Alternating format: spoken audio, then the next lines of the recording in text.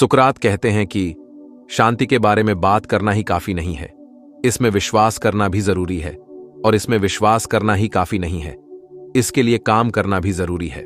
आज की तेज भागती दुनिया में शांति पाना मुश्किल लगता है। हर तरफ हमें सिर्फ शोर और भागम भाग ही नजर आती है। हम हमेशा जानकारी, मांगें और ध्यान भटकाने वाली चीजों से घिरे रहते हैं। हर पल कुछ न कुछ नया सीखें, देखें या करने का प्रेशर होता है। ऐसे में अभिभूत और अराजकता में खो जाना आसान है। ये सब हमारे मानसिक और भावनात्मक स्वास्थ्य पर असर डालता है। लेकिन आंतरिक शांति कोई विलासिता नहीं है, ये हमारे कल्याण के लिए बहुत जरूरी है। ये एक ऐसी चीज है जो हमें संतुलन और स्थिरता देती है। जब हम अपनी आत्मा से शांत होते हैं तो हम जिंदगी की मुश्किलों का सामना बेहतर तरीके से कर पाते हैं। हमारे फैसले ज्यादा स्पष्ट और प्रभावी होते हैं। हम ज्यादा लचीले, दयालु और खुश रहते हैं। हमारी ऊर्जा सकारात्मक होती है और हम अपने आसपास के लोगों को भी ऊपर उठाते हैं। शांति कोई ऐसी चीज नहीं है जो हमें बाहर मिलती है, ये तो हम अपने अंदर पाते हैं। ये एक आंतरिक स्थिति है जो हम खेती करते हैं। ये बात है तूफान के बीच में शांति ढूंढने की, अराजकता के बीच में शांत रहने की। ये एक अभ्यास है जो हम रोज कर सकते हैं। सच्ची शांति अंदर से आती है, गहरी स्वीकृति और समझ से। ये एक यात्रा है जो हम अपने आप के साथ शुरू करते हैं। ये बात है कि हम जैसे हैं वैसे ही खुद से, अपने अतीत से और वर्तमान क्षण से शांति बना लें। ये एक प्रक्रिया है जो समय लेता है। जब हम शांत होते हैं हम एक अलग ही ऊर्जा विकीर्ण करते हैं। ये एनर्जी हमारी आसपास के माहौल को भी प्रभावित करती है। हम अपने जीवन में सकारात्मक अनुभव और रिश्तों को आकर्षित करते हैं। हमारे रिश्ते ज्यादा सार्थक और पूर्ण होते हैं। हम दूसरों के लिए शांति का स्रोत बन जाते हैं। हमारी उपस्थिति से लोगों को आराम और सांत्वना मिलती है। हमारी उपस्थिति से ही हमारे आसपास के लोगों पर एक शांत प्रभाव पड़ता है। ये एक रिपल इफेक्ट क्रिएट करता है जो दूर तक जाता है। यही है आंतरिक शांति की शक्ति। ये एक ऐसी शक्ति है जो हमारे जीवन को बदल सकती है। ये समय है कि हम अपनी भलाई को प्राथमिकता दें और आत्मखोज का सफर शुरू करें। ये एक यात्रा है जो हमारे जीवन को समृद्ध बनाती है। आंतरिक शांति विकसित करें। हम अपनी सच्ची क्षमता को अनलॉक करते हैं और एक अधिक संतुष्टिदायक और सार्थक जीवन जीते हैं। ये हमें अपने लक्ष्य हासिल करने में मदद करती है। याद रखें, शांति एक विकल्प है, एक सचेत निर्णय है जो हम हर रोज लेते हैं। ये एक प्रतिबद्धता है जो हम अपने आप से करते हैं। तो आइए शांति चुनते हैं। ये एक यात्रा है जो हम सब मिलकर शुरू कर सकते हैं। इंसान का दिमाग एक बहुत शक्तिशाली उपकरण है जो बहुत कुछ कर सकता है। ये हमें नए विचार, समाधान और रचनात्मकता दे सकते हैं। ये हमें दुनिया को नई नजर से देखने की शक्ति देता है। लेकिन ये हमारा सबसे बड़ा दुश्मन भी बन सकता है। जब ये नियंत्रण से बाहर हो जाता है तो ये हमें अंधेरों में ढक सकता है। हमारे मन हमेशा भागते रहते हैं, विचार, चिंताएं और चिंताएं से भरे हुए हैं। ये एक ऐसी भूल भुलैया है जहां से निकलना मुश्किल हो जाता है। ये एक उतल पुथल समुंदर की तरह है जहां भावनाओं की लहरें हमसे टकराती रहती हैं। हर लहर एक नई चिंता, एक नया डर ले आती है।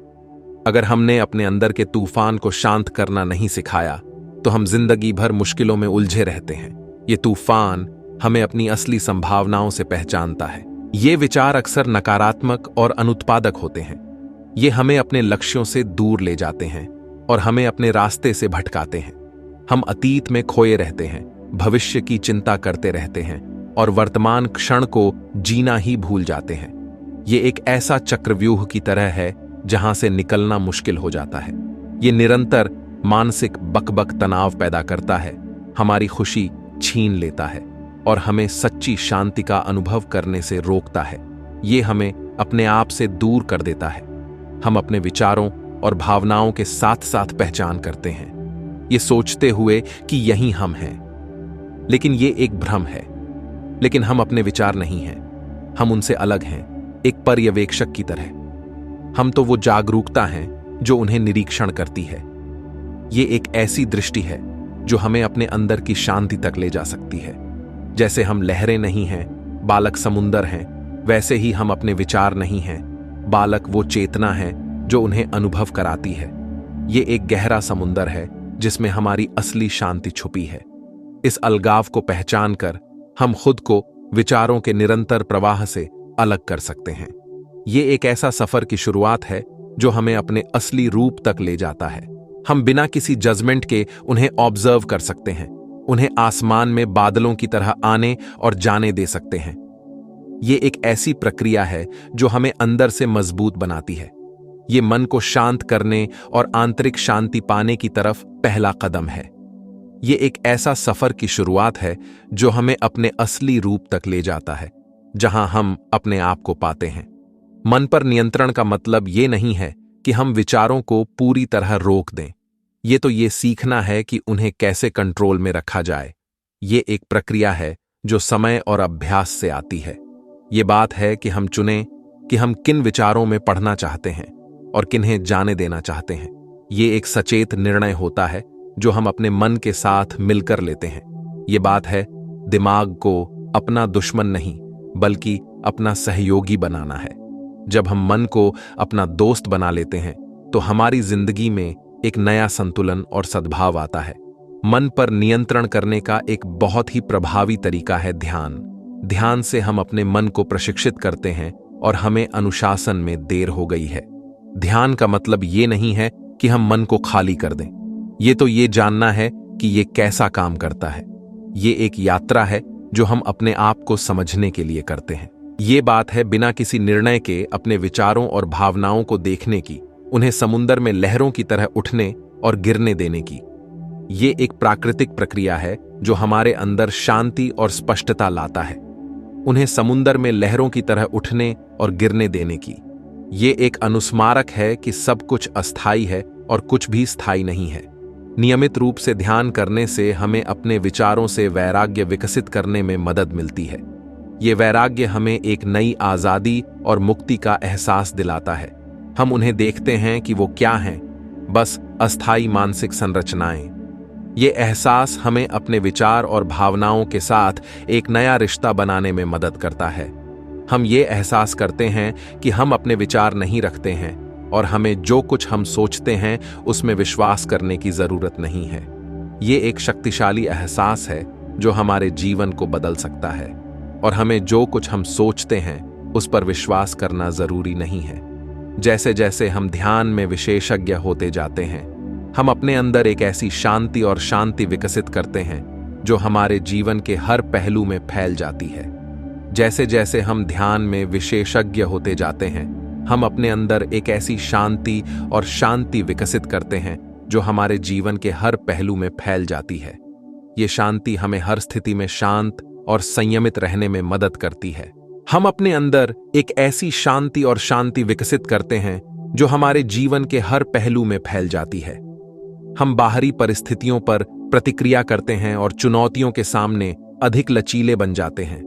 हम बाहरी परिस्थितियों पर प्रतिक्रिया करते हैं और चुनौतियों के सामने अधिक लचीले बन जाते हैं। ये लचीलापन हमें जीवन के हर पहलू में मजबूत और आत्मविश्वासी बनाता है।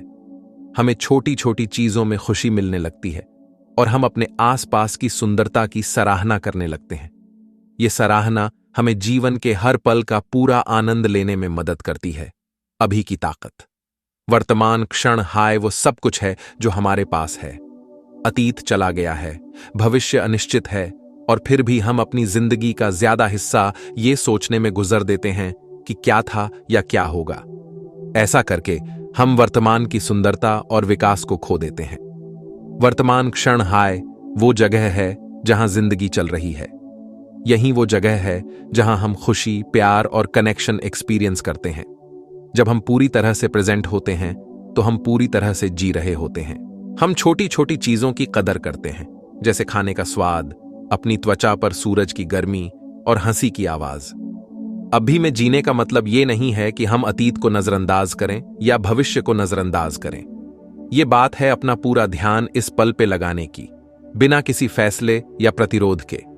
ये बात है जो है उसे स्वीकार करने की, न कि ये चाहने की काश चीजें अलग होती।